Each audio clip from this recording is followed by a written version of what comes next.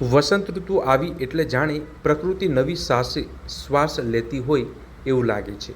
ઠંડક ધીમે ધીમે વિદાય લે છે, હવામાં હળવી ઉષ્મા છવાય છે અને આસપાસનો દરેક ખૂણો રંગોથી ભરાઈ જાય છે.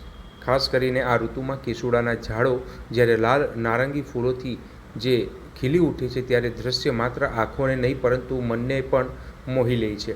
આ ફૂલો માત્ર સૌંદર્ય પૂરતા સીમિત નથી, તેમાં કુદરતે ભરેલી રાખેલા ઔષધીય ગુણો માણસના આરોગ્ય માટે વર્ષોથી ઉપયોગી સાબિત થતા આવ્યા છે.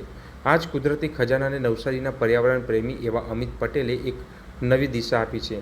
જ્યાં ઘણા લોકો કેસુડાના ફૂલને માત્ર જોવા માટે જ સીમિત રાખે છે, ત્યારે અમિતભાઈએ તેને દૈનિક જીવનનો ભાગ બનાવ્યો છે. તેમણે કેસુડાના ફૂલમાંથી નાહવા માટે ઉપયોગી એવા કુદરતી સાબુ તૈયાર કર્યા છે, જે ત્વચાને માત્ર સાફ જ નથી કરતો પરંતુ તેને જીવંત, કોમળ અને સ્વસ્થ પણ બનાવે છે.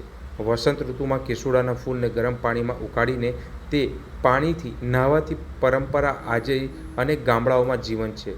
એવું માનવામાં આવે છે કે આ પાણીથી નાહવાથી ત્વચાની સુકાશ દૂર થાય છે, ખંજવાળ અને એલર્જી જેવી સમસ્યાઓમાં રાહત મળે છે અને શરીરમાં તાજગીનો અનુભવ થાય છે. આ જ વિચારને આગળ વધારીને અમિતભાઈએ તે ગુણોને સાબુમાં સમાવી દીધા છે, જેથી રોજિંદા ઉપયોગમાં પણ તેનો લાભ મળી શકે. સાબુ બનાવવાની પ્રક્રિયાની વાત કરવામાં આવે તો એટલી તેમાં કુદરત સાથેની લાગણી છુપાયેલી છે. સૌ પ્રથમ ગ્લિસરીનવાળો સોફ્ટ બેઝ લેવામાં આવે છે, જેને ડબલ બોઇલર પદ્ધતિથી હળવે હળવે પીગાળવામાં આવે છે. બીજી તરફ કેસુડાના ફૂલને થોડા કલાક પાણીમાં પલાળી રાખવામાં આવે છે, જેથી તેના તમામ ગુણો પાણીમાં ઉતરી જાય છે. ત્યારબાદ તે પાણી ગરમ કરીને ગાળીને તેનો રસ તૈયાર કરવામાં આવે છે. આ રસ જ્યારે પીગળેલા સોફ્ટ બેઝમાં મિક્સ થાય છે ત્યારે જાણે વસંત ઋતુનો આખો રંગ અને સુગંધ સાબુમાં ઉતરી આવે છે. મિશ્રણ તૈયાર થયા પછી સિલિકોનના મોલ્ડમાં ઉતારી દેવામાં આવે છે. થોડા સમય પછી જ્યારે સાબુ મોલ્ડમાંથી બહાર આવે છે ત્યારે તે માત્ર એક વસ્તુ નથી રહેતો, પરંતુ કુદરત, પરંપરા અને સ્વાસ્થ્યનું સંગમ બની જાય છે. આ સાબુમાં રાસાયણિક, સુગંધ કે નુકસાનકારક તત્વો નથી, એટલે તે સંવેદનશીલ ત્વચા માટે ખૂબ જ સુરક્ષિત માનવામાં આવે છે. આ રીતે તમે પણ ઘરે સાબુ કેસુડામાંથી બનાવી શકો છો.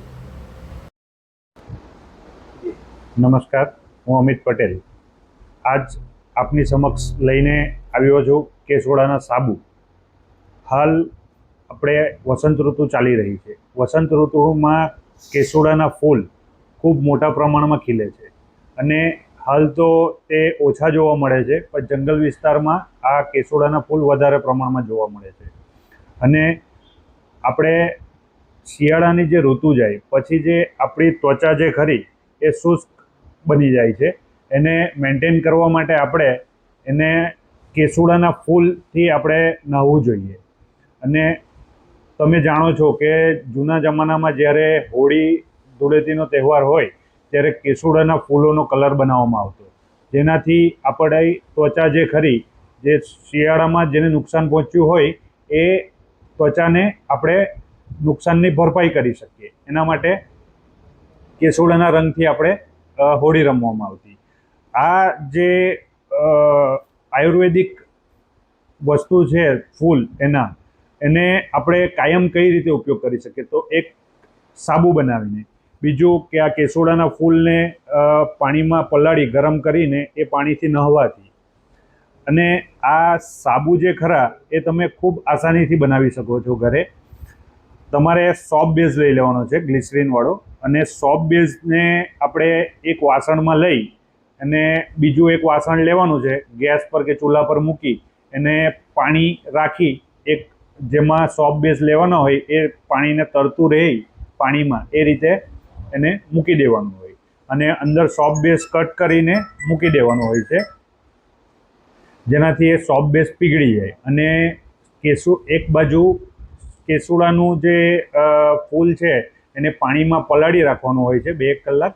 પછી એ સાબુ કેસુડાના ફૂલને ગરમ કરીને એનો રસ જે હોય એ ગાળીને પછી આપણે આ સોપ બેઝમાં મિક્સ કરી દેવાનું હોય ને તમારી ઈચ્છા હોય તો 1-2 ફૂલ પણ અંદર નાખી શકો. આ રીતે આપણે એને ગરમ કરીને પછી એના જે મોલ્ડ હોય, સિલિકોન મોલ્ડ બજારમાં બી ઉપલબ્ધ છે અથવા ઓનલાઈન પણ મંગાવી શકો છો, અથવા ઘરે વાડકી હોય તો વાડકીઓમાં પણ આપણે એને ઠારી શકીએ. અને આ રીતે આપણે કાયમ આપણી ત્વચાની સુરક્ષા માટે કેસોડાના સાબુ બનાવી શકીએ છીએ. કેસોડાના સાબુ ચામડીના રોગ સામે રક્ષણ આપવા માટે સક્ષમ છે. માટે કેસોડાના સાબુ નહાવા માટે ઉપયોગ કરવો જોઈએ અને નહાવાના પાણી માટે આ કેસોડાના ફૂલનો ઉપયોગ કરવો જોઈએ, જેથી કરીને આપણે ચામડીના રોગોથી બચી શકીએ.